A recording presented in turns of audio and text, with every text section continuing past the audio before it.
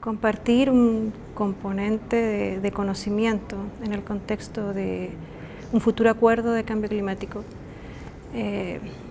Creo que la importancia es vital, ¿no? Cada vez va a ir tomando más importancia el tema de adaptación al cambio climático y las diferentes regiones del mundo, en el caso de adaptación, tienen diferentes challenges, ¿no? Retos, claro.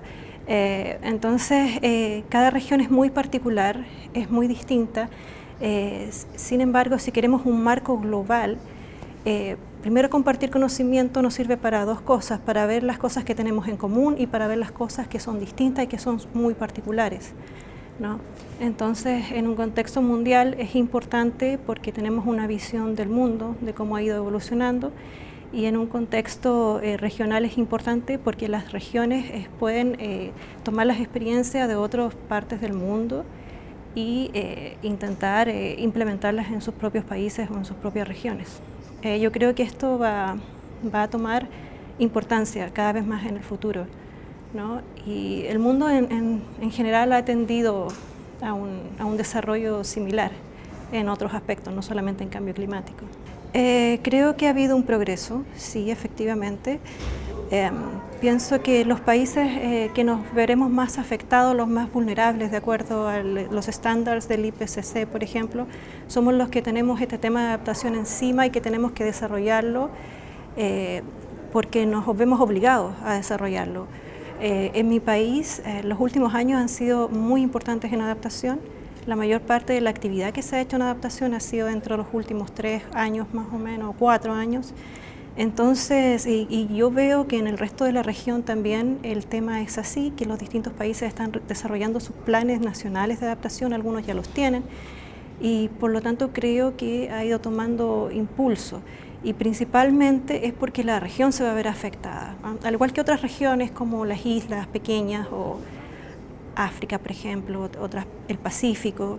Entonces, pienso que lo que le falta al tema en realidad es como un realce más bien en términos internacionales, ¿no? En términos global, en las negociaciones tal vez, pero en el aspecto local y regional creo que sí, que hemos avanzado bastante.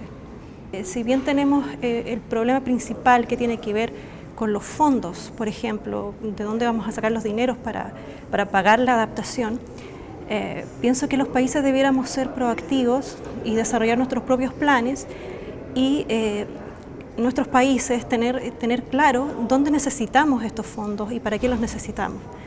Por lo tanto, la adaptación debiera desarrollarse de esa manera, o sea, no esperar que desde afuera nos traigan las soluciones, sino que también buscar nosotros las soluciones, y porque los problemas en realidad son locales. Y quién mejor que los que vivimos el impacto del cambio climático podamos desarrollar estrategias, porque conocemos además el tema local, territorial, que nos está impactando y que nos está afectando. Por lo tanto, creo que la proactividad es algo muy importante y relevar el tema de la adaptación en el ámbito internacional de las negociaciones, claro. Knowledge sharing in future climate regime or in general in future agreement, it's I think one of the key issues that we need to address. It's probably true to say that there is no adaptation without knowledge, and if we better know and better understand the problem, the threat that we have to face, we usually feel more secure. So the threat that is known, the challenge that is known, named, is always easier to live with and to tackle. So that applies to adaptation as well. And that's why it looks like, and that's the opinion that many share, proliferation of knowledge, better understanding of the nature of threats, and better understanding of what kind of responses we might need to deploy to address these threats is prerequisite for every adaptation action that we would need to undertake. So that's, let's say, short answer to your question, but of course we probably would need to elaborate a little bit more. And in particular, I think that what needs to be mentioned is the need to somehow structure this knowledge around the sectors or around the areas that would need to somehow be part of adaptation efforts. And for instance, if we think about businesses, if we think about enterprises, it was quite common to hear from the managers of various industrial plants that, well, they have to deal with emission reductions, they have to deal with some environmental standards, but it wasn't very common to hear the opinion that they need to adapt to climate change. And it's not only the choice of the location for the installation, for the plant. It's not enough to be on the hill to be safe from the flood, because the workforce might be coming from the other bank of the river, and if the flood comes, they are just cut off.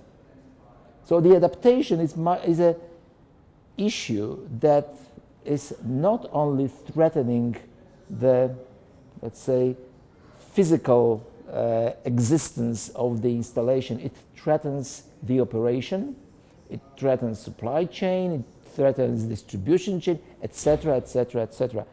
Climate change needs to be addressed, and this is called adaptation. So adaptation is, of course, the task that it is not only left in the hands of local communities, it's not only left in the hands of administration, it is something that business leaders need to take into account when calculating the risks of operation. And of course, another issue that I would like to stress is education. Education, which is probably the best, and from the very early years, I would say from kindergartens. Education is probably the cheapest, the best, the safest way of raising awareness, of making people aware and better prepared for the challenges they would need to face. We might also distinguish a special role that media should play. And especially now, with such a variety of media, with social media, with all kinds of activities in the web that are available and that could be utilized to proliferate knowledge, to proliferate best examples, best learning cases that could help people develop their own strategies and their own programs of actions. The past few years brought us with many examples of enhanced, better policies implementing adaptation measures, and that of course applies to many countries that develop their adaptation strategies. That also applies to some sectors.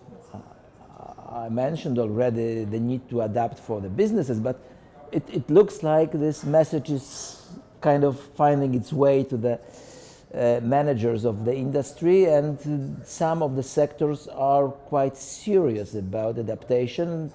Well, of course, the most obvious sector that needs to take into account is agriculture, it's forestry, it's also transportation.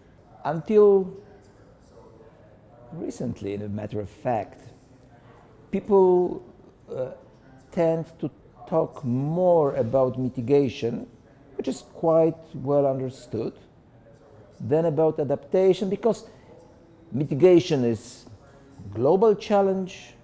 Mitigation is something that we have to do in order to reduce human-induced impacts, etc., etc., while adaptation is usually a task of local communities and should be tackled on the local level. What is important, however, is to create the framework, not only for knowledge sharing, but the framework that would help people, that would allow them to use best practices that somebody else developed, to have the standard of action that could be then tailored to the local needs, and that would help them to get finance of the projects that would be developing. And I strongly believe that the agreement that we will have in Paris, and I'm pretty optimistic about it, will include the adaptation amongst other components of the framework as the very important and necessary element of country policy and country plan of action. The plan of action that would be addressing the needs of local communities, regions, sub-regions, etc., etc. Then it's a very important role for local authorities, for cities, for subnational structures. They know best what needs to be done, and it is very important that the framework that would be created would be assisting their needs, would be creating the space for these needs to be articulated and then developed into the project. Well, I think we have to understand some kind of threshold value existing in the vulnerability. And if you exceed this threshold value, then loss will be exponentially increasing. So adaptation should be such as to reduce the vulnerability under this threshold value. So all kinds of knowledge or technology related with adaptation should be listed and prioritized. Of course, it depends on the ecosystem types, but those kind of technology and knowledge which makes the vulnerability under the threshold value should be immediately listed and evaluated in terms of adaptation effect. There are many ways of defining adaptation, but based on my previous the answer to you that the how to reduce the vulnerability under threshold values, we need a very strict the condition when we apply the adaptation, such as any kind of adaptation should be satisfying three domains: adaptation, mitigation, and development. These three aspects should be satisfied simultaneously in order to have sustainable, practically sustainable adaptation exercise. Most of the case that sometimes the adaptation violates the low carbon priority, for example, just for the narrow aspect. But any kind of adaptation should also be low carbon. In other words, mitigation and adaptation should be satisfied simultaneously. Also, most of the developing country needs some kind of development. Otherwise, no way to maintain the adaptation exercise. So, three paradigms of adaptation and mitigation and development. This kind of concept is called climate compatible green development concept is emerging. And I think this kind of related technology, policies, and adaptation measures are emerging recently. I would say the reason why I say that this three aspect is important because you can't rely all climate change in the future on adaptation only. Suppose that if the climate change continue in the future, can you see that adaptation can solve the problem? Probably not.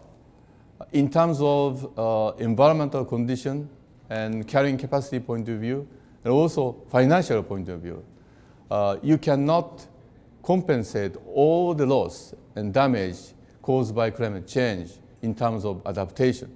So again, coming back to the original concept of adaptation should be compatible with climate change in such that adaptation and mitigation has to be also simultaneously satisfied. And also development aspect is important. So my answer is that it's not a simple answer to your question, but we need, therefore, a good, successful, proved the model should be provided and share with the people. Knowledge has been one of the foundations of all the work under the convention. And despite the multiple ideas that we have in the negotiation process right now, it seems that we all do converge that under any outcome that we see in Paris, we will continue to work under that very key element of the work under the convention. We have always shared knowledge. We have done it through the process of national communications. We have done it through different initiatives. And it seems that we will continue to do this. And this time, and now we are actually moving towards ensuring that we enhance how we share that information and how the quality of that information, ensuring that it actually is done it's shared in a manner that can be actually a tool that facilitates the work that parties are trying to pursue.